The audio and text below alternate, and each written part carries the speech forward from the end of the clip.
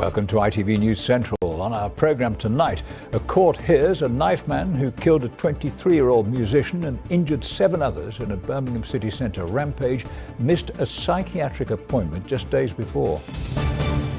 A woman is in an induced coma after a hoverboard battery which was charging exploded in her Smethwick home. Vinyl records like these haven't been this popular for decades, but things like a shortage of raw materials means the industry is struggling to meet demand. And don't be foxed by the weather story we've been able to enjoy over the past few days, because things are set to change. Join me later and I'll let you know. Good evening. A court has heard how a knife man roamed Birmingham city centre asking some of his victims for a cigarette or a lighter before attacking them last year. 28-year-old Zephaniah McLeod from Sellioke stabbed 8 people in September, killing a 23-year-old musician. McLeod pleaded not guilty to murdering Jacob Billington, but guilty of manslaughter by diminished responsibility after psychiatrists said he had paranoid schizophrenia. Lewis Warner reports on the first day of a sentencing hearing at Birmingham Crown Court. Arriving at court to hear in public how their lives were turned upside down. The victims of last year's attacks supported by their families. In September 2020, an attacker went on a 90-minute rampage, stabbing people at random in 5 different Birmingham city locations. The knifeman, a 28-year-old from the city's Sellioke. His merciless spree claimed 1 life and caused untold damage to 7 more. 23-year-old Jacob Billington, a Sheffield Hallam University graduate and staff member, was fatally stabbed in the neck. Speaking in court today, Jacob's mother said, "September the 6th was the worst day of my life. I felt like I was being punished, as if all the air had been sucked out of me. I still dream about it now. I didn't get a chance to say goodbye to my son. He was dead before I knew anything was wrong. I will never get a chance to see my son again, or tell him how proud I was of him, or how much he was loved. I am haunted about how he died, how terrified he must have been. My overwhelming feeling is still shock and anger that someone thought they had the right to take someone's life like this.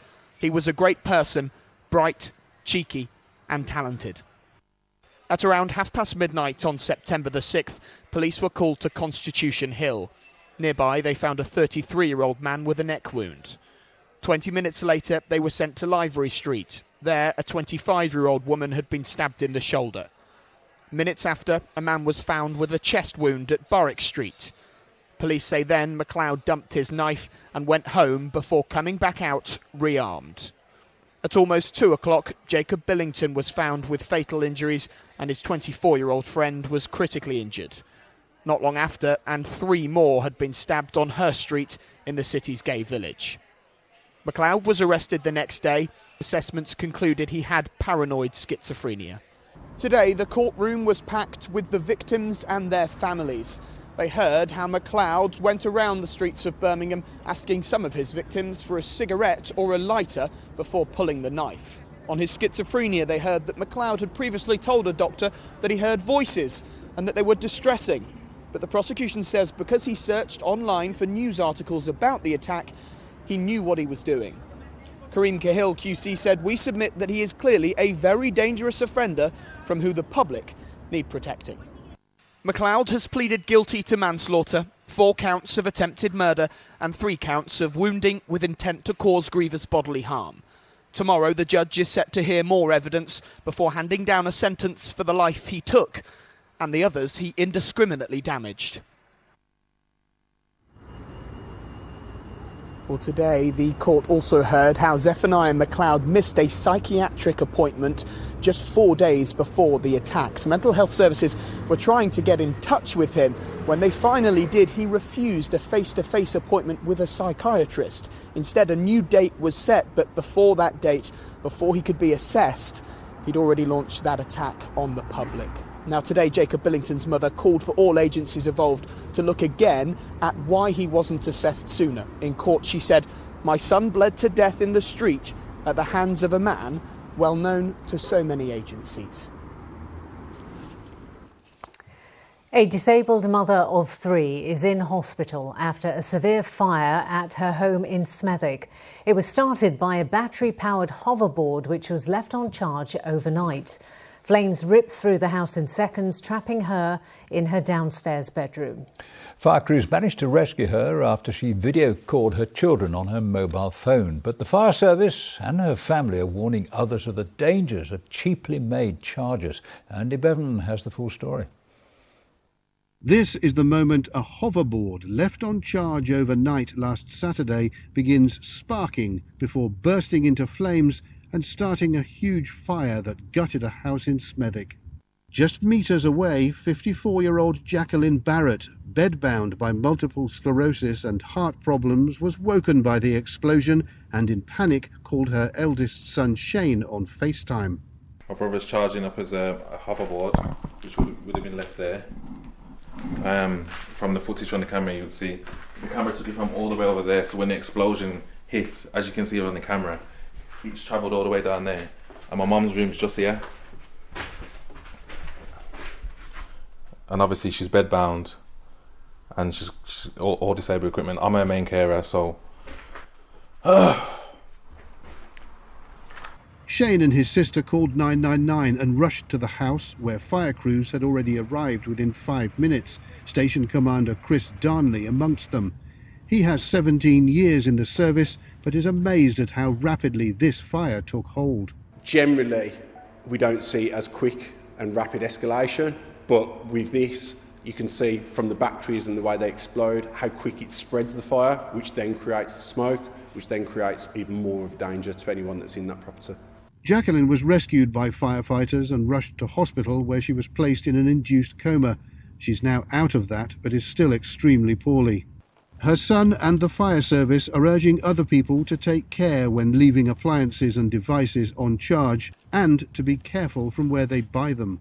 It's really important that we make sure that chargers aren't left on any longer than the recommended time period, but it's also equally as important, with Christmas coming up, that any type of device that we purchase is from a reputable company and also to British standard. the way that these things are manufactured, you should think that this should be safe. Like, safety should be like the first thing that they're thinking about when manufacturing, whether someone leaves it on charge or not. Even though I wouldn't suggest anyone to do that. Again, like, first hand, like, just make sure you're turning your appliances off when you're leaving your house. That's a definite. This house will take months to repair, but its occupant was lucky to escape with her life. Andy Bevan, ITV News. An inquest jury has found that a man shot dead by police was lawfully killed. Trevor Smith died in March 2019 during a search warrant at his Birmingham home. A bullet ricocheted off his bed frame, hitting him in the chest. The jury found that Mr. Smith didn't comply with police instructions and that armed officers believed he had a gun and that their lives were in danger. His family say that they still have concerns about the police operation and how officers work with people experiencing mental ill health. A Warwickshire cricketer has been named in documents relating to the ongoing allegations of racism in cricket. Tim Bresnan has been accused by cricketer Azim Rafiq of making racist comments and being unduly harsh towards him when they played together at Yorkshire. Rafiq made a formal complaint against Bresnan in 2017. Bresnan has apologised unreservedly in relation to bullying allegations made by Rafiq, and we are waiting for his response in relation to the racism allegations. Police have named a 3-year-old girl who was killed in a crash on a zebra crossing in Yardley in Birmingham. Maysoon Abdul Hakim was hit by a car in Reddings Lane last Thursday afternoon. The driver left the scene, but a 24-year-old man handed himself into police a short time later. He was arrested on suspicion of causing death by dangerous driving and has been released under investigation. Police are continuing their appeal for information after 3 men stole war medals from a 94-year-old in Oldbury. Thomas Morris fought in the Great War and received 3 bravery medals, including a victory medal engraved with his name. Morris's daughter was threatened at her home on Hilltop Road on Saturday night by the men, and they forced her to open the safe. Now, the West Midlands has the second highest proportion of unfilled medical consultants posts in England. The study by the Royal College of Physicians found more than 60% of doctor vacancies in the region went unfilled last year, mostly due to a lack of applicants. The government says there are a record number of consultants working in NHS hospital trusts. It's coming up to 11 minutes past 6 and you are watching ITV News Central. Still to come on the programme. How I wonder what you are. Why nursery rhymes might soon be a thing of the past. Record sales predicted for vinyl, but what's got their manufacturers in a spin? And join me later in the programme. Our weather story, certainly for next week, is set to change. But what happens over the next 48 hours? Join me later and I'll let you know. The Prime Minister has announced he's now in favour of a ban on MPs taking second jobs as paid consultants or lobbyists. The sleaze row began when the North Shropshire MP Owen Paterson was found to have repeatedly broken the rules on behalf of two firms, paying him £100,000 on top of his MP's salary. Well, although he has always denied any wrongdoing, the report highlighting his case was finally endorsed in the House of Commons after a failed attempt by the government to halt the process. Well, let's go to our political correspondent, Alison Mackenzie. And Alison, this affair is certainly not going away, is it? It's not going away anytime soon. Boris Johnson, well aware of the backlash on sleaze following his attempt to halt that process connected to Owen Paterson, as you describe. He was accused or found guilty of repeatedly using his position as an MP to further the interests of two companies who were paying him lots of money. He always has denied any wrongdoing. Well, Boris Johnson now says it is time to halt second jobs and directorships for MPs. He's also saying they should be punished if they don't focus principally on the needs of their constituents. Today that report was voted through the Commons. Mr Paterson's always said he wasn't given natural justice. This was the view of the Birmingham Yardley MP. Natural justice is a terminology that always gets pulled out when people don't like the result of something that has happened, I find. And I have to say, I feel that what happened in this case was absolutely natural justice. The honourable gentleman, Owen Paterson, was entitled all the way through to defend his case. Owen Paterson, of course, did resign as an MP as it all came crashing around him. Today, Keir Starmer held a press conference saying Labour is the party to clean up politics. He's bringing a motion before the House of Commons tomorrow, saying again he wants to ban all second jobs and directorships. Now that Boris Johnson says he's in favour, maybe Tory MPs will now vote that through, join Labour. Are we nearing an end to the sleaze process? Some warning, don't do it too quickly. It has to be done properly and thoroughly to restore the reputation of Parliament. Alison, thank you very much. Now, the ITV Evening News is just a few moments away, and with the details, Mary Nightingale. Coming up on the programme, cricket's day of shame. In an emotional appearance in front of MPs, Azim Rafiq tells of his inhuman treatment at Yorkshire and says the sport is institutionally racist. Also ahead, extraordinary scenes on the French coast. We have an eyewitness account of the migrants desperate to cross. And Queen Rania of Jordan's message for our Queen as she meets Charles and Camilla. Do join me for those stories and more at 6:30. Now, do you remember hearing and singing nursery rhymes when you were growing up? Well, sadly, they could be at risk of being resigned to the history books altogether.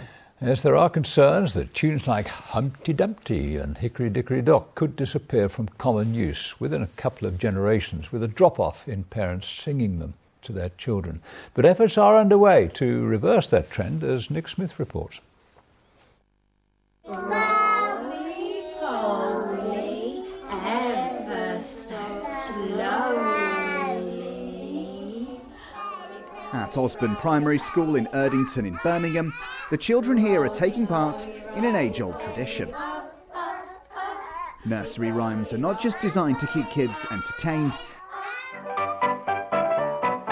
There's a reason they established a foothold in early childhood many centuries ago.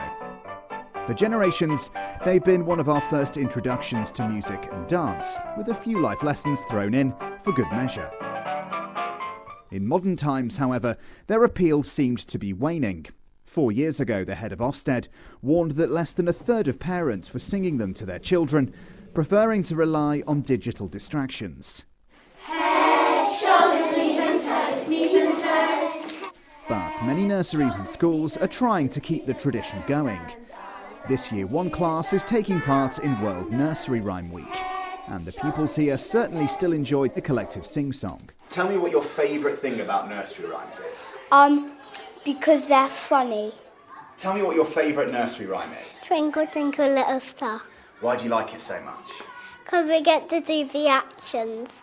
Can you tell me which ones you know? How many do you know? Twinkle, twinkle, little star, wind the bobbin up, incy wincy spider, head, shoulders, knees and toes.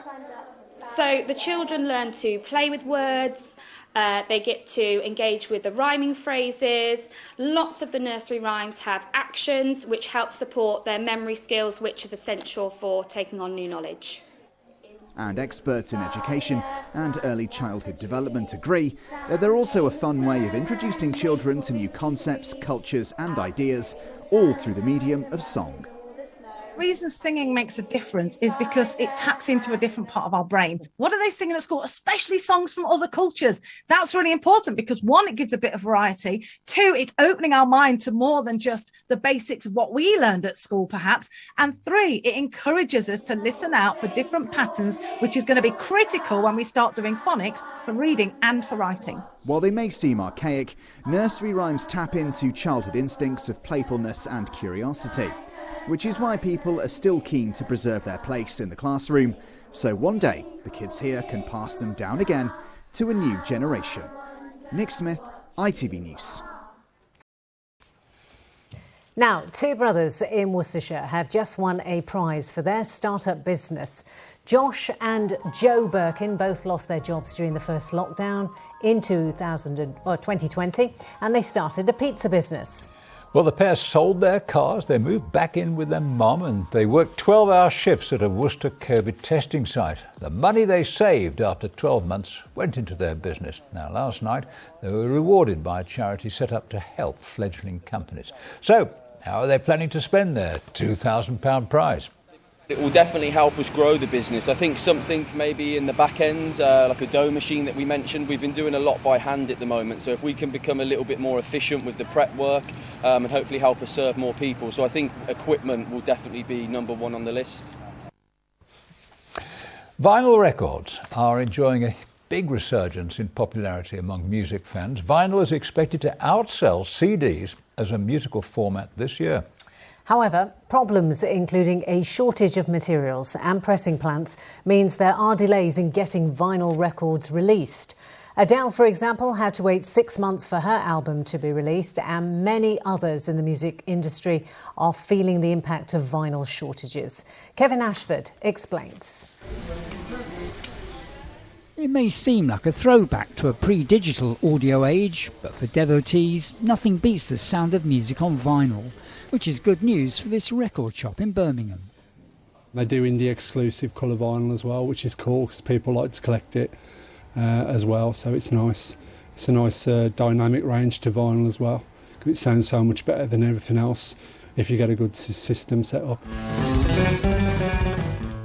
Vinyl has seen ebbs and flows in its popularity since records were first pressed, but there's no doubt the format is currently a hit with music lovers. The latest figures show a rise of almost a third in sales in the UK compared to last year, up to £86.5 million. And some are predicting they'll outsell CDs this year, the first time since 1987.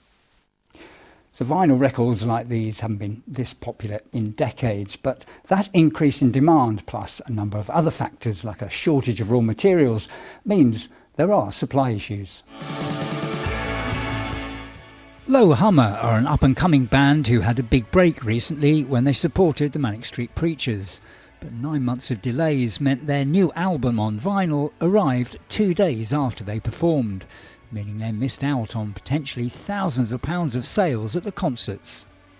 Vinyl is a massive income now, and it will be for the foreseeable, I think. And to have that as part of your merchandise on a night will, yeah, like I said, can sustain you having a vinyl record for a long period of time. There's currently only a handful of vinyl pressing plants in the UK. This company is hoping to add to that total by the new year.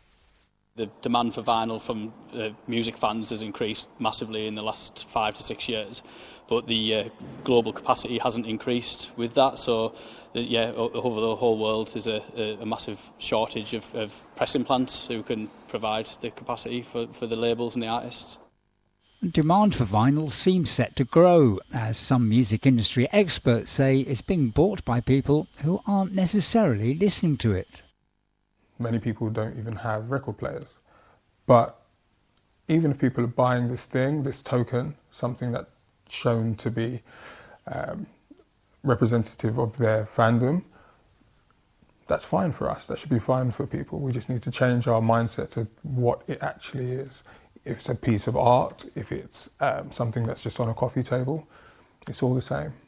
So vinyl's time seems to have come around again, with the industry having to respond to that rise in popularity. Kevin Ashford, ITV News.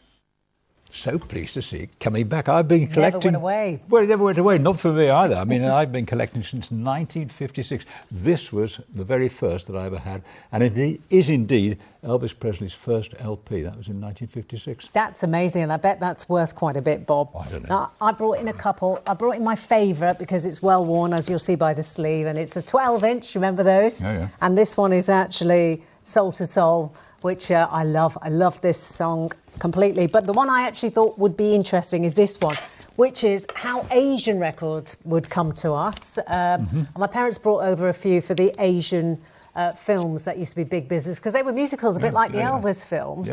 But in the days of Bhangra, which originated very heavily from the Midlands, this is the way they would send the records. So it's like a cassette, basically, cover with the record inside. So this is how we played it, and this is actually from Coventry.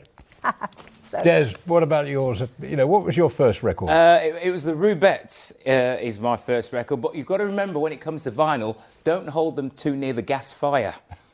Because they start to bend and warp, don't they? That's the problem with vinyl. But you don't get that sound, do you, from anything else? Not at all. You always had to clean the needle. And put the needle gently onto the record as well. And any time you jumped up in the room, that you would make the record. Scratch. Yeah, so exactly. It was great, beautiful, absolutely great. Now, we did have lots of people actually giving us their views about the record, and we've got lots of that on social media. So if you want to have a look, go along and see that. But Des, we could sing lots of songs about the weather. We could. Sing one for me, because I can't think of any, Sam. Rain on Me. That's Rain a recent on Me. one. Might as well rain till September. And it's raining men. There are just so many, aren't they? We could just go on and on in a circle. OK, why don't we find out exactly what's happening? Because, like I say, I might say, actually, by the time we get towards next week, our weather gets cold again. Let's find out more after this. Making the most of it, whatever the weather. Octopus Energy sponsors ITV Central Weather. Well, when it came to our weather story for today, this was a sort of look that the skies gave us. A fair amount of cloud with the odd break coming through. Got a beautiful picture to show you, actually. This one's been sent in by Michael. Glorious picture of a fox, of course, in autumn from Sutton Coldfield. When the M6 toll was being created back in the early 2000s, they discovered a Bronze Age man settlement in Sutton Coldfield. Now, we're going to take a look at another photo. This one, as you can see, has been sent in by Rosemary. Now, our weather story is all down to the jet stream sitting way towards the northern part of the UK, and that actually is allowing this area of high pressure to build in, and we're pulling in mild air. So yeah, temperature's great, but we haven't seen wall-to-wall blue sky, and that's because we're seeing frontal systems pass over us that are introducing cloud, and that cloud is always thick enough for light, patchy rain, nothing problematic. That's what takes us into the overnight story, is that cloud, the odd drizzly spell. But then we see this cold front. It's a weakening front, moved down from north towards the south. By the time it passes, the air behind it is much fresher and clearer. So yes, Temperatures are buoyant for the time of year, but in the more rural spots under clear skies, you can probably expect to wake up to a touch of grass frost. Having said that, when we all wake for tomorrow morning, it's going to be a beautiful looking day, lots of blue in the sky and sunshine as well. The occasional touch of drizzle, the cloud sweeps over us in the afternoon, but a very, very usable day, especially as the winds fall light and temperatures are a good 3 degrees above the average for the time of year. I'm going to leave you with the summary. Make the most of it. Next week, temperatures and conditions return to normal. Octopus Energy sponsors ITV Central weather. Now, just before we go, a much-loved cat who could be Birmingham's most famous feline has had his medical bills paid for by his local community. This is when I met Robert the cat, the allotment cat, back in April when we did some filming with the allotment cat keepers at Walsall Road.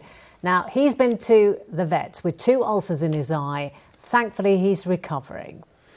Well, Robert is a wonderful name, isn't it? Robert is a stray, so doesn't have an owner. Fundraisers were looking to make £10,000 for the treatment. It's a target that they've surpassed, but the well wishes for him continue to flood in. The allotment keepers say the support for Robert has been incredible, and he's received messages from people around the world, no less. He has. He's got a huge number of followers all over the world, and, you know, I'm not surprised. He's a lovely cat. Yes, beautiful cat. Yes, very nice. So we were talking about songs to do with the rain and the weather in general. There's loads of them. There are loads. I keep thinking, well, I'll tell you what, I feel sorry about that girl who keeps falling over in Spain, Lorraine. Oh dear. You know, some things you wish were rehearsed, don't you? Sadly, that wasn't one of them. I love the way the penny just dropped there. Like, oh dear. Sort of. Good man. Right, stop raining on our parade now. That's it. We have to go. From the team here, have a nice evening. Bye-bye. Cheers. Bye-bye. Bye.